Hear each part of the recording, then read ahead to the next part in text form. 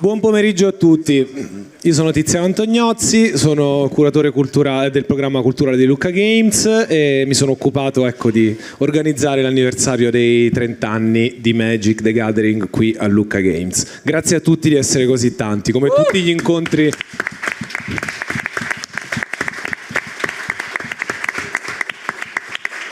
Siamo davvero contentissimi di vedere che ad ogni incontro e iniziativa che abbiamo fatto quest'anno su questo gioco eravate tantissimi, quindi come dire, il nostro cuore batte ancora all'unisono con Magic evidentemente.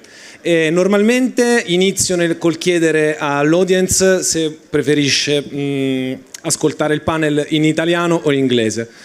Questa volta abbiamo deciso di farlo direttamente in inglese. Prima di tutto perché sarebbe stato qualcosa di cui Giovanni Ingellis sarebbe stato estremamente orgoglioso e siamo sicuri che ci starà guardando con un sorriso pensando a questo. E poi anche perché la nostra audience appunto è internazionale, così come ormai il linguaggio di tutti i giocatori di Magic ormai è assolutamente ibrido. Ci sono persone che non comprendono assolutamente inglese in sala? Alzino mani. Luigi? No.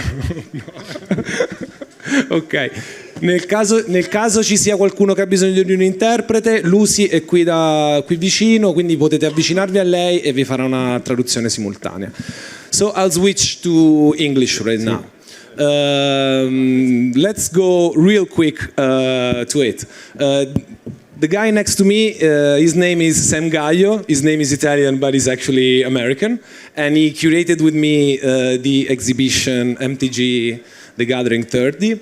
And he's also the top content creator in the world about Magic culture. And it's a great honor to have him here. Let's give him a round of applause.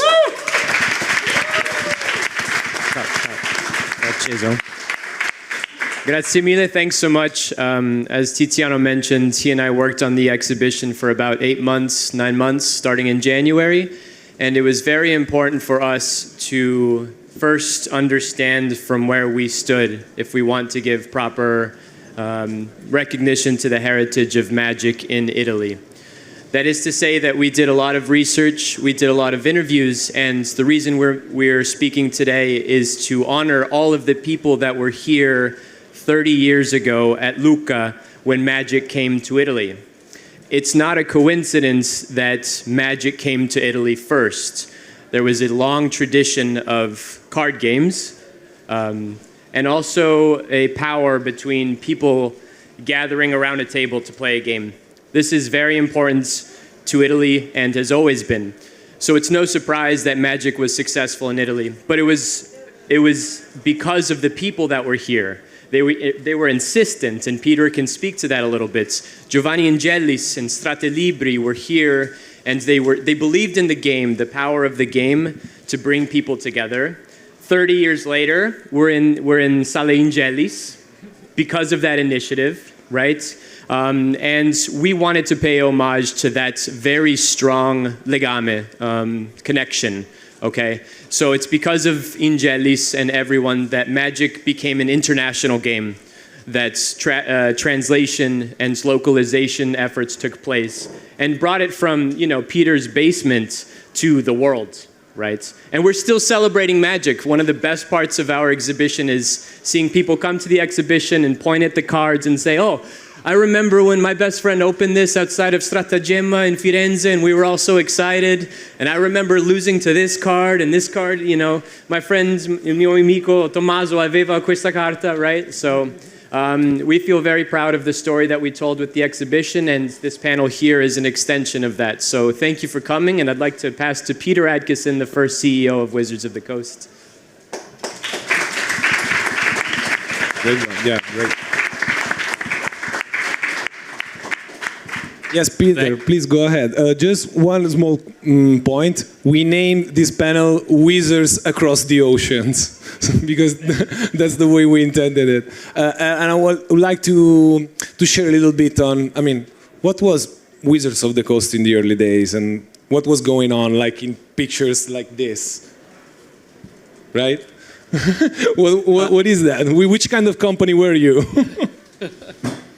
Well, in 1993, when Magic came out, Wizards was a very young company. There were just a very small handful of us. who were working in the basement of my home while I worked at a day job at the Boeing company with this guy who you're going to meet in a moment. And we were just this tiny, tiny company. We had started the company to make role-playing games. And but then we met this guy, Richard Garfield, and he says, oh, I have this game called Magic the Gathering. And we pursued it. And, of course, it came out and was super, super big. Well, we very, very quickly wanted to take Magic internationally because, to be honest, I'll tell you the real truth of it. Like, I always thought, well, if we sell Magic all over the world, then we get to travel all over the world, right? So I think maybe a little selfishly, we wanted to bring Magic. And I think it's a good time to transfer to John because, well, internationally is a big place. Why Italy? Yes.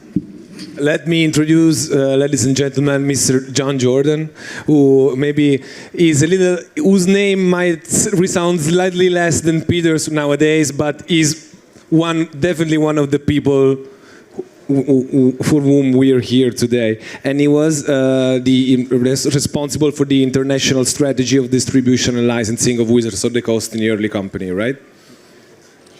So first of all, Magic just exploded all around the world. And we were sort of along for the ride.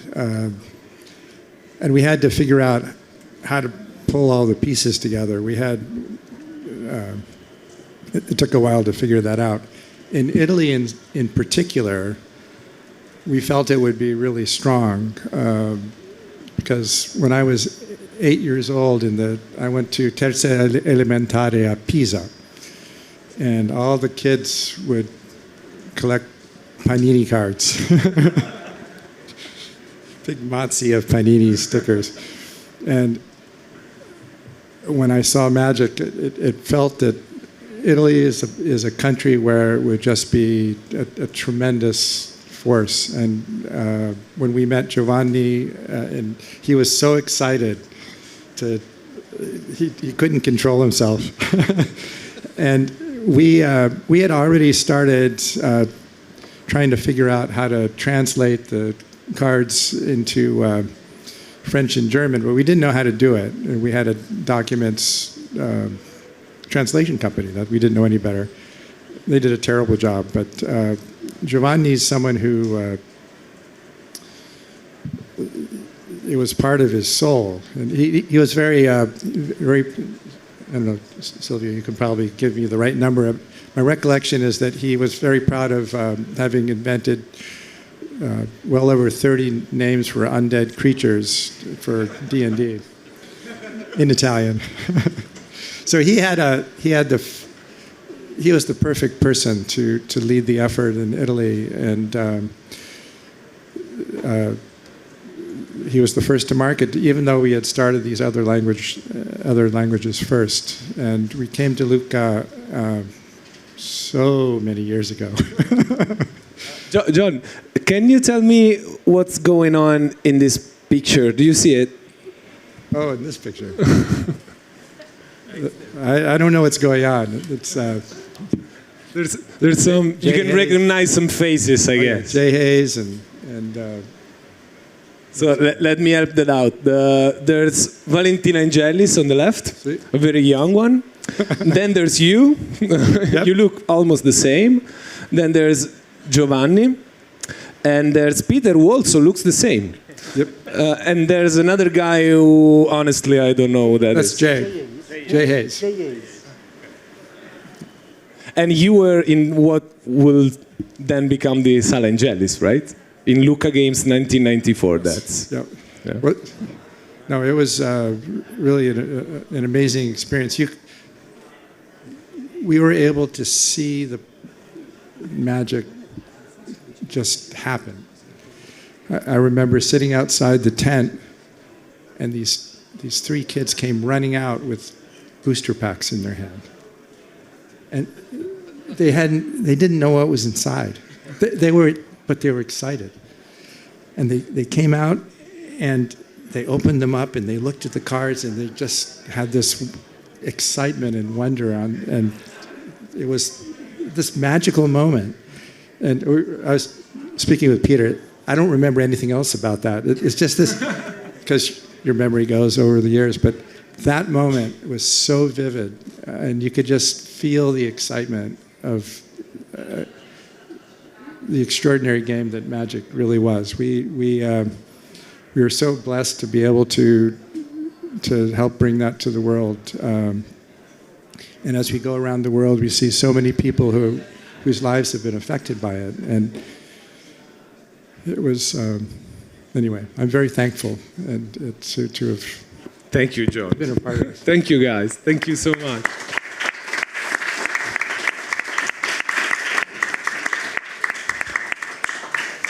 Okay, let's not start crying too soon, guys. Let's try that.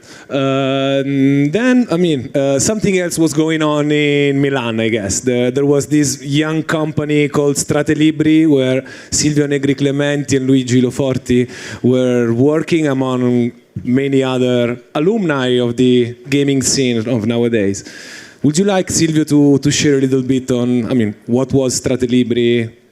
Which kind of people you guys were, what you were doing, what's going on? It's a very long time ago, so difficult to remember everything. What you remember, it's already... We are so young, and Giovanni was so great to find people that love games, that love to stay together, and he was a great teacher of life. I remember Magic. I have to say that everything is happening because of Giovanni. When he showed us the game the first time, there was a prototype. I don't remember if Luigi was with me and the other Silvio. We played the prototype. There was a very early prototype with no artworks. And we were a very young company and used to publish role-playing games, as with the cost at the end.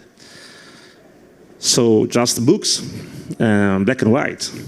And that was something, the project was completely different, cards, color cards. At that time, the technology was not so helpful in printing for color products. So I was very skeptical about the project from the beginning. And we played the game with Giovanni, and Giovanni was so excited. And of course, he beaten us. And at the end, he asked, what do you think about the game? It's something that we can bring in Italy because we have a great relations with Coast. And of course, we and the other Silvios that we didn't understood what was behind the game, the potential of the game, the vision. We say, no, that is not something for us. and Giovanni said, okay, let's go home. And he stayed in office. That is my memory, of course, and sometimes I forgot things. And he stayed at office and probably spoke at phone with John or Pete, discussing the contracts, discussing the licensing. So the day after, he called me and said, okay, I signed it. Now we have to make the game. Giovanni, I have no idea what to do here. It's completely, really, I have no clue. Don't worry, you will learn. That's what we did. Yeah, I love that. That's the entrepreneurial thing. So everything was really thanks to Giovanni to have the same view that the Wizard of the Coast had. And he led us to something completely different, to a different company, a different game, a different market, and we learned a lot. But again, it's not up. I didn't do anything, just Luigi didn't do anything. We just make our works, and with what Giovanni is saying every day about how to do the things, we are some stupid goblins at the end. That is my memory. Which is a lot, actually. Luigi, I'll take it really broad, okay? What were the challenges of taking Magic into Italy? I mean, we had the language, on one side, but we also had like the distribution, okay? Like hobby stores were not the stores that are today, right? And so how do you approach the process of transforming Italy into a magic country? First of all, can you hear me? We do. Okay. First of all, I would like to thank you everyone, especially Valentina, to inform me that the panel would be in English. Thank you very much for informing. She did not, obviously. So I've been not talking English for 5 years, so pardon me my shabby English. I will try to do my best. The first task, I was hired basically to run the tournaments and then for the marketing. The first task was to try to make Italian understand to follow the rules. Because magic is a very, rules are very important. So there was, the first editions, in the first edition were some kind of flaws in the rules, and some combos were deadly. And so, you know that Mox and Black Lotus were uncommons. He knows because with that excuse he traded Shiva Dragons, Celebre Angels for Mox, and yeah, I can testify. If someone has been cheated by him, I can testify. You were doing this.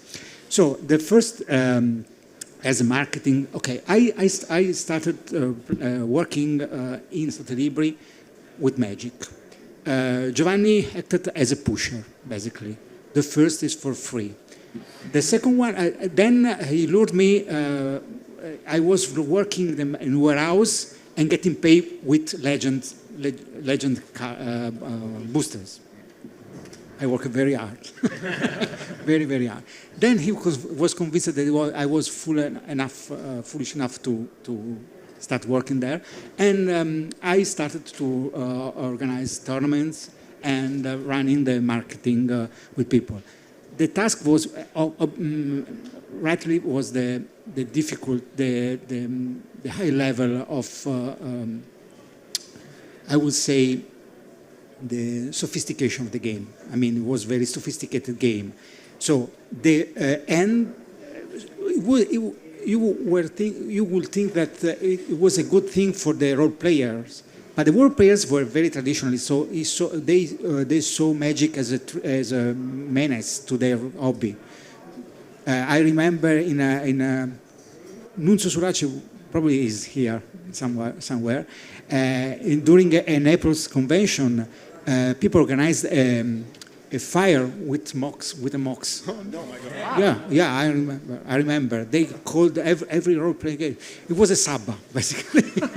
Yes, yeah. Yes, it was incredible. So it was to try to convince the hardcore gamers that Magic was a very, very good game, and the other part was convince the occasional players the Magic was worth the pain to learn to play. That was the twofold difficulties. So it was very, very tricky, but was incredible. It was very, very funny to try to. Probably we succeeded more in the first task rather than the second. The second was very, very hard to pursue. Also because the first cards were seen as some kind of diabolic, that was something satanic. There was the dark ritual, I guess, the cards. This is Satan talking to our children. And I participated with Giovanni to several conventions with psychologists trying to explain that the game was a game. It was a game created by the mathematician. No, Matematico. And mathematical, okay. It was. By the way, I remember the first time Richard was here, and I probably broke his hands because he was always talking with cards and trying some tricky games with cards. At the same point, I didn't know who he was. I got his hand and just crashed him. It was not. It's a miracle that I worked for Stratelibri. You guys were weird people. Yeah, it was a very tricky, a very challenging job, but it was very worth doing that. And it's the reason, magic is the reason, because I started at 23 years old with Giovanni, and I was one test far away from my master degree, and I stopped at 10, we closed the firm 10 years later, and I still was one test from my master degree. But it was worth it, because it was with Giovanni. Giovanni was so enthusiastic of the game that I remember saying before signing the contract that I have to offer more money, because if I was so sure that it was would have been a success, if they give me the game for little money, it's a wrong thing. Because they will keep me away from it, because it's so good the game that it's going to be a world success. We have to get a fair deal. He was a fair businessman, so he would do anyway. But it was very, very. It was so sure. And we worked together for 5 years. I don't recall a single day without playing at least one game with him. At the end of the day, at least one game. He was a red-black gamer. I was a white-blue gamer, so it was terrible. It was terrible. Wow, that's great. So, just real quick, as Luigi pointed it, this is a picture of Richard Garfield in Lucca Games in 1994, together with Giovanni Ingellis, Beniamino Sidoti, and Cosimo Lorenzo Pancini. So, we're kind of also celebrating 30 years of this happening. I have a question for everyone, and whoever gets the mic first can address this. One of the things that definitely puts Italy into the international chart of magic is that there are at least 2 expansions that have been printed only in Italian and in English. And as far as we understood, these pictures are of the Avalon shop in Via Paesiello in Milano, correct? Via Gabuzzo, scusa. In mostra è sbagliato, okay. And as far as we understood, this is the release of L'Oscurità in Italiano. Just watch what was going on in the streets back then. And I mean, do you remember, how this happened? Why there are expansions that only exist in Italian and in English? Well,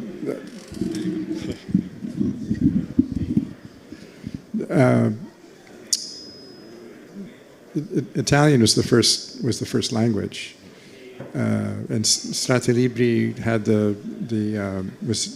first of all, Giovanni was very persistent in requesting the rights to the dark, l'oscurità, as well as legends, and was able to put the translations together in a timely way.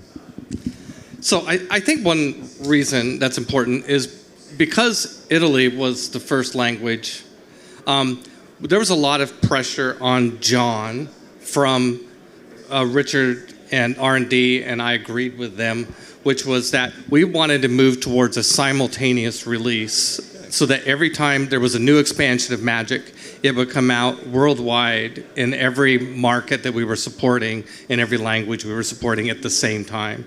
And so once our goal was to get to that point, right? So when we would come out with Ice Age, say, I'm not sure, that's an interesting question. Maybe you would know, like, which expansion was the first expansion where that happened, where like every country gets the game in their language same day, right? That's the goal. And so if that's the goal, you can't let somebody new coming into the product line go back and localize other expansions. Otherwise, the market's going to be too crowded, and there's going to be too many of them. And also, it's kind of special for the ones that did come earlier, right? So that's where we wanted to get to, and I think that's an important reason why. Yeah. Do you have a comment on that? Peter has just given me another research task.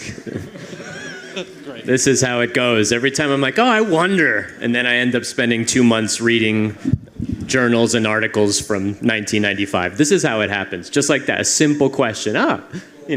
By chance. Sadly, I don't know, but I do know. Here's a fun, weird fact.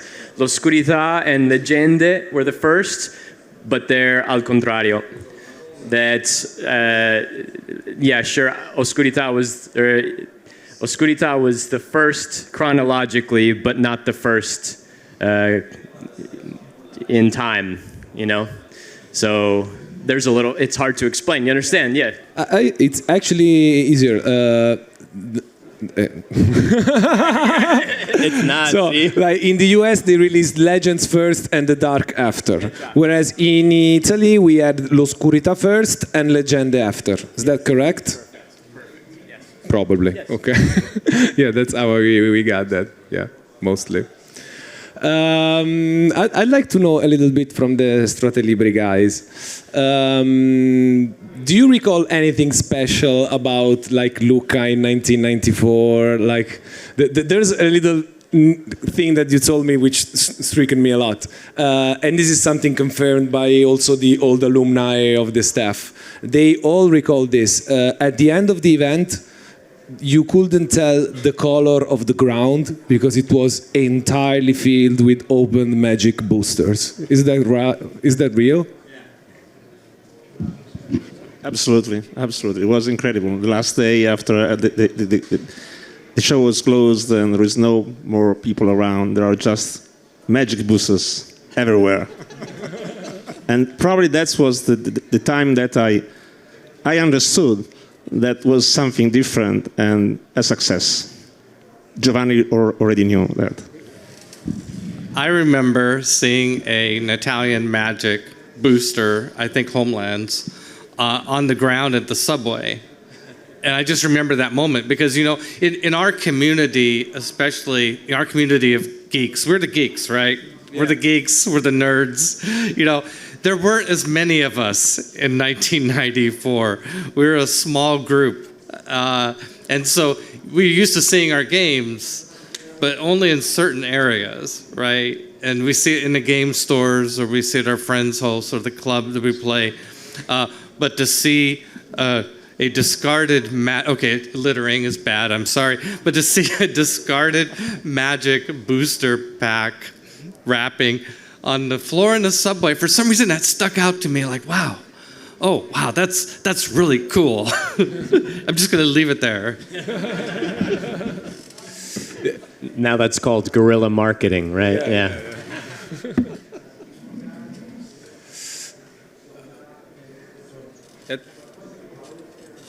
Ecco, I recall one thing of that, many things actually, but one thing I just typed with cash register a receipt of 8 million liras because it was wrong. He saved me at the very end because the single booster was 8,000 liras each one, and I was put on the cash register, and I was my first day of job working, and I was typing for 8 hours with no stop. At the very end, I just typed two times the 3 zeros, so I just record 8 million liras receipt. It comes to my. It did me pay dearly for that. But I remember there was 8 hours non-stop buying, and people. I recall the people just opening the boosters right there and beginning to trade and to try to say what to do. Yeah, in front of us, it was incredible. We cannot see a meter over the desk because it was an assault. It was my first day of job. So okay, this is gonna last for a time, for a while. This kind of information I need to share. While me and Sammy were doing interviews, there are some things that has been confirmed by all this personnel who haven't met in a few years now, right? So, I mean, there's a couple of things that really strikes. And one of them is the centrality of the figure of Giovanni Ingellis. This has been like confirmed by everyone. But like people going absolutely nuts about the game was also like confirmed from so many standpoints. And somehow we also need to take into account that like all these conventions, like gaming opportunities that Luigi was mentioning, these were really like the beginning of the gaming industry as we know that in Italy. So we really need to give respect to these people who has been like creating this from scratch, and where there was basically nothing. Now it feels normal to have like esports tournaments, to have trading card games everywhere. I mean, look at the pavilion, it's packed with new trading card games, but these guys knew nothing. They were just inventing everything out of passion, and today is still like a tremendous story. Before we move on, I'd like to involve my friend Christian Bellovo. Give him an applause, please. Zoltar.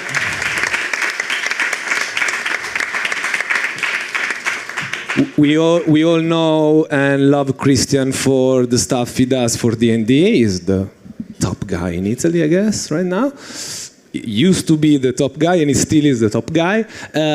Maybe like all the Magic fans do not know of things that Giovanni did outside of Magic, like a very small task like translating D&D for the first time in Italian, right? Zoltar, like we learned about the MTG Giovanni. What is the D&D Giovanni? So, I wrote something because I think that is important to say. Some of you are much younger than us, so maybe say, who is Giovanni? So, for me, and for a lot of people, you have heard about their stories, Giovanni was a pioneer. He was the first man who understand what the power of Dungeons and Dragons was in America, and took it and brought it to Italy with the red box. Some of you maybe seen, heard about our people like us that start with the red box of Dungeons and Dragons, and great part of my life begin with that box. And Giovanni was not only the translator of the red box. He was so pioneer that he took Cthulhu, Cyberpunk, Lords of the Rings, Star Wars, all role-playing games that made history, are the pillars of our passion, of my passion and passion of everyone. And I have the fortune to receive an award from Giovanni in that place that was called Immaginaria. It was a very little place, not so little, but was was a so weird idea to gather role-playing games and role players to make things happen and receive a prize. And it was completely something new. And I remember that in that day I was with no voice, but I want to be there, like you now in Lucca. Some of you maybe know me, and sometimes I give sage advice to people to play better, to have fun with the role-playing games. And I want to say something about that I learned from Giovanni. Giovanni was a pioneer spirit, I told you. And the most important thing is that he go outside the gaming table, because the most important thing is to travel, to know people like Peter, like all of you, to learn, and your adventure is not only on the table, but the adventure is with knowing people like them. So if you want to make a gift for yourself, please don't only play, but travel. Please. Thank you, Chris. Thank you. so much.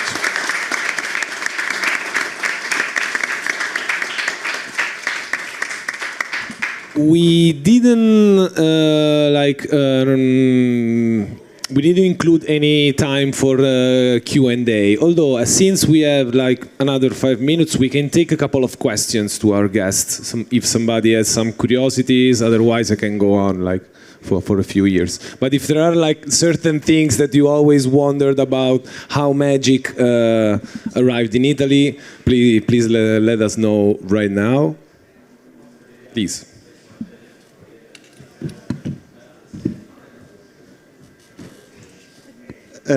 It's not about how magic arrived in Italy, it's strictly about magic rules. Like, I understand that from his videos mostly, that there manifested many inconsistencies between rules, translations, etc., etc. I wonder how, and especially with the help of which part of the community were these inconsistencies fixed. Because right now, the misunderstanding of an effect of a card usually comes up really quickly on social medias, and there are many videos published about a combo that breaks the interactions of the games and loops infinitely to end up usually in a draw, because that's the strange outcome of these combos.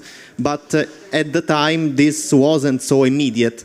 You had the people like Paul Sly that designed the mana curve and develop all the concepts that we now, as players, use like common tools.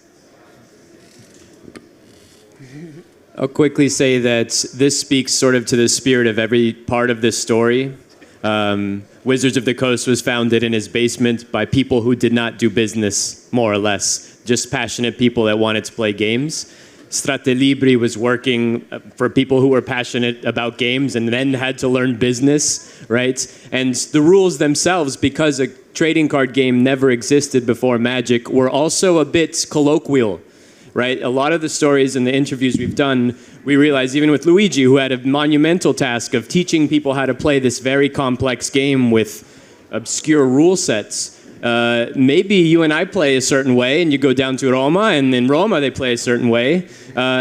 This sort of immediate unification of the rules, I think, speaks to Magic's charm, where we all had to kind of figure it out together, because there was no rules set. We all got different pieces, and we had to come to an agreement about how to play. And that's a bit, you know, it's, of course, the English word is janky, meaning è un po', okay, but that kind of speaks to the beginning. Go ahead, Peter, yeah. I think the idea that the rules, there might have been some misinformation, even from Wizards of the Coast. They didn't know how to play the game either. So, really, only maybe Richard and Scaff and 2 or 3 other people really understood the rules. So, if you're thinking it was difficult for us to explain the rules to translators, to localize on the other side of the world, we couldn't even explain it to the customer service department down the hall. So, yeah, it took a while before. I think the unsung hero here was the Wizards of the Coast editing department, and a woman named Beverly Marshall Saling, who created an editing department that extended into a translations department and international, where they started templating and saying, okay, what the hell does this word mean? Let's start with each word. Let's like, what are all the words on the card, and let's just use this word consistently every time we use this word, and when we structure a sentence this way. Okay, so I mean, it took a while to get there. I mean, you know, time goes by so much faster in the market than it does in the office in some sense. So this was a tiger by the tail, this magic thing. It was crazy. It became this crazy phenomena. There was just a few people in the basement of my house in Seattle trying to run this thing. I mean, it did change, you know. Building on this, I'm curious about something I've been wondering since I was a kid. Among the 3 of you, who came up with the idea of calling it tappare in Italian? Like tap from tap. I mean, tap and tappare, stappare are not like. They're not like linked to the action of turning a card sideways, right? It has been really difficult. We tried to find a word to translate tap in something, but there was no translation. Not at all. And we I don't know, we fought for days and days and days, and then we figured out that we are just saying tappare every time. So I went to Giovanni and say, we have no idea how to translate, but we are just saying tappare, why not tappare? And we kept tappare, so we didn't change the translation. I mean, there was no rules. We're starting from zero. It was completely. We have to invent something from nothing. Good question. I mean, you got us all like going ooh, like this. There was also a problem of the length of the word.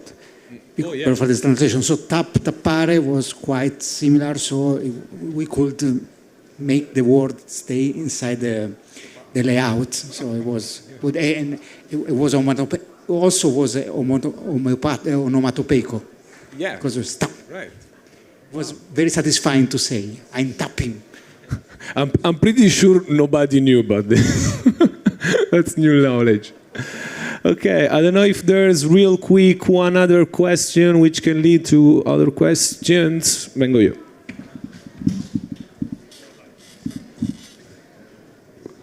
Okay, this is one about a famous mistranslation error. What a friend of mine is really fond of, a midnight clock, which has been mistranslated like mantle or something like that. Like a midnight clock instead of a midnight clock. The card game, like something like this for check of the translations, how like the process of translating the cards. I don't remember the cards. What's the name of the cards? The English is midnight clock.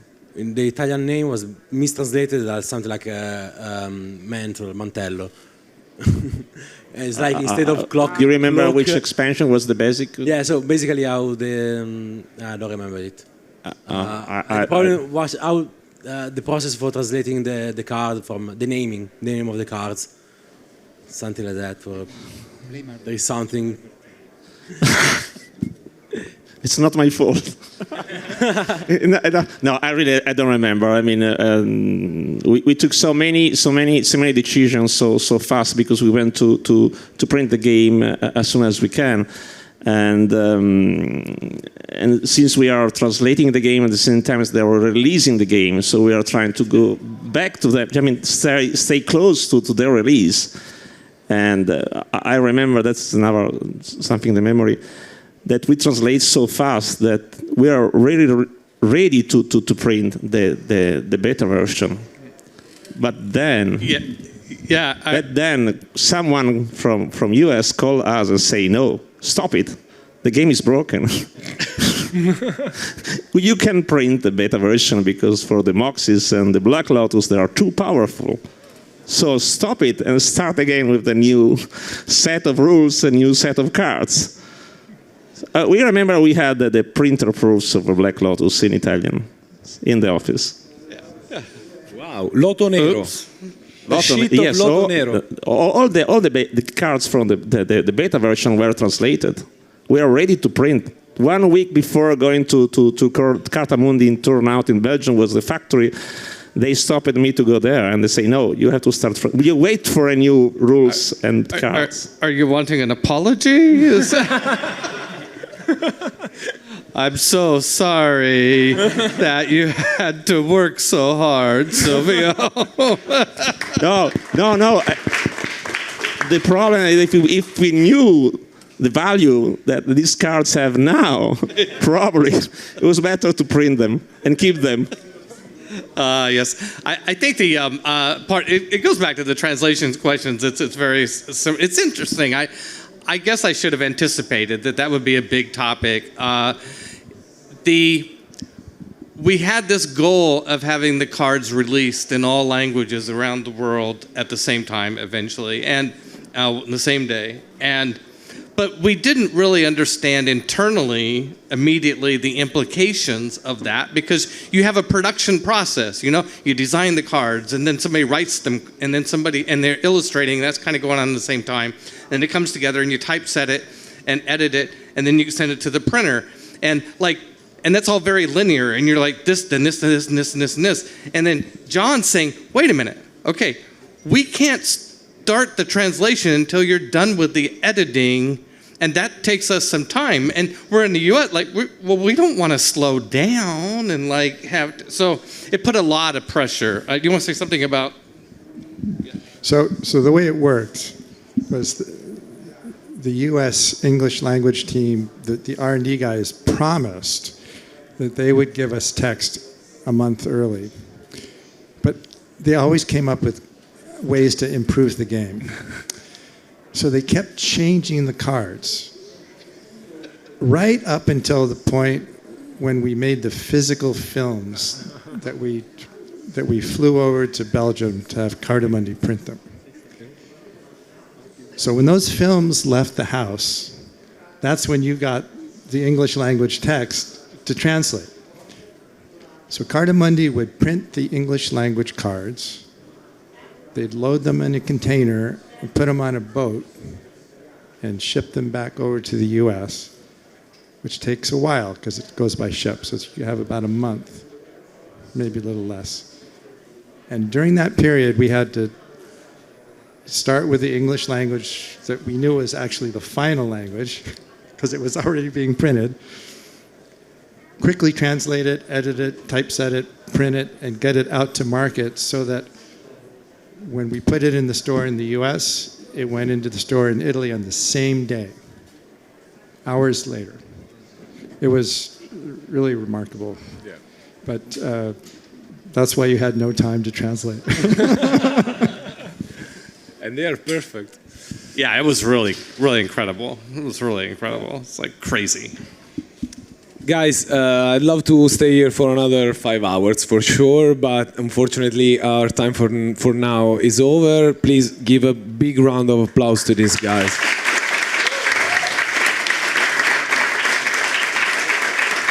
We really owe them a lot. We're here 30 years after because of the people that the work that these people have done and many other people among them. We have a little candy for you. In the same event, there was also this young girl. This was like the prize for winning the Mirage tournament in 1996, if I remember correctly. She is the daughter of Giovanni Ingellis, Valentina Ingellis. You all know that this ideal place, physically it has been shifting a lot, but this meeting room, the conference room of Lucca Games, since 1998 when Giovanni left us, it has been called the Sala Ingellis, and it should remain like this for many years to come because we all owe him a lot. I'd like to leave the stage to Valentina, which will try among all the feelings and all the emotions to tell us something about her father. And I will say something to say bye to everyone, but let's leave the stage to Valentina.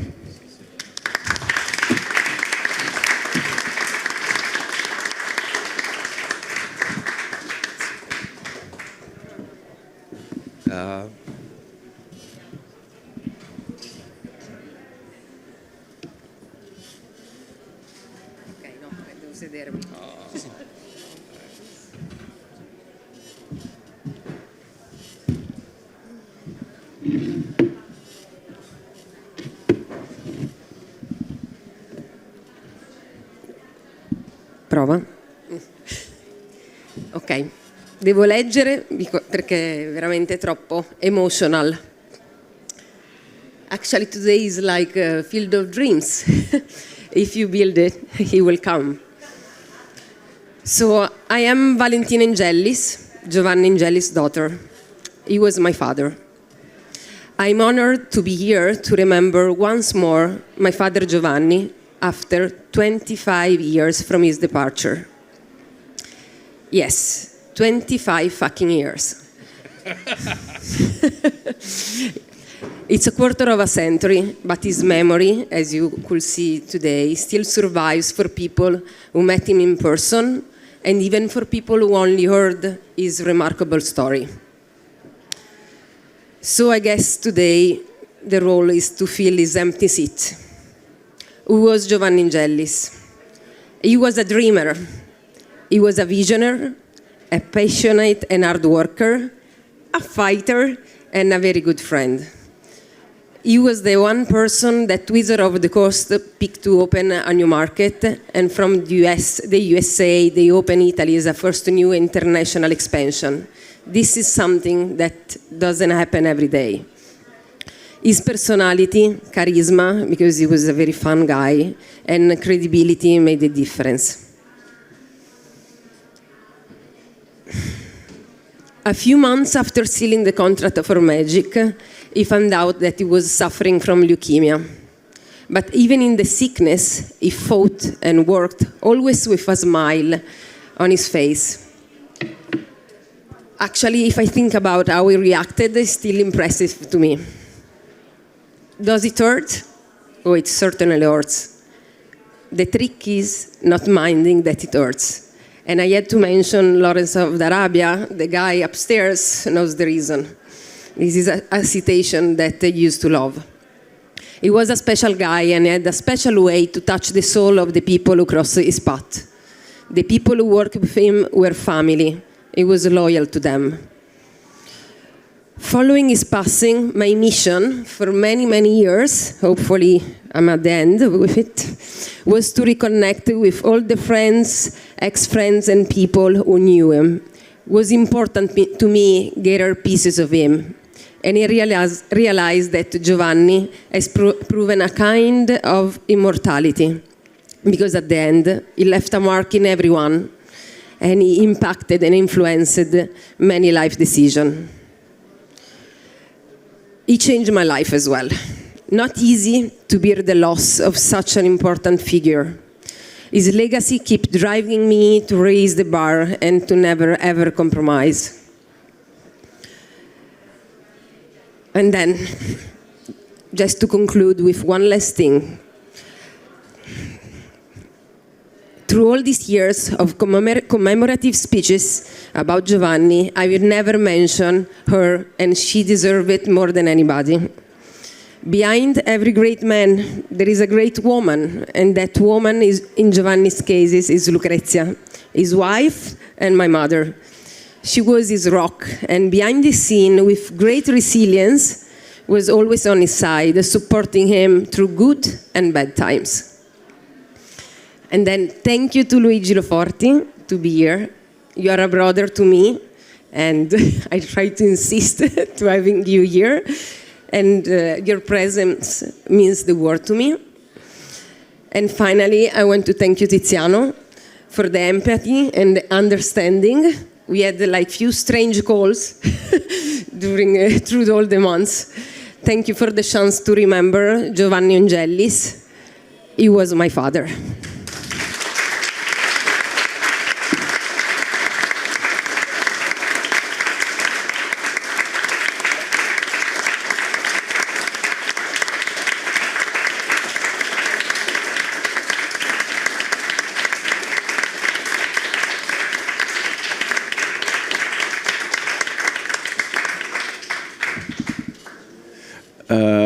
It's hard to continue here, so thank you, Valentina. Thank you, everyone, and thank you to Giovanni and Lucrezia Ingellis. E viva Magic! Grazie, grazie.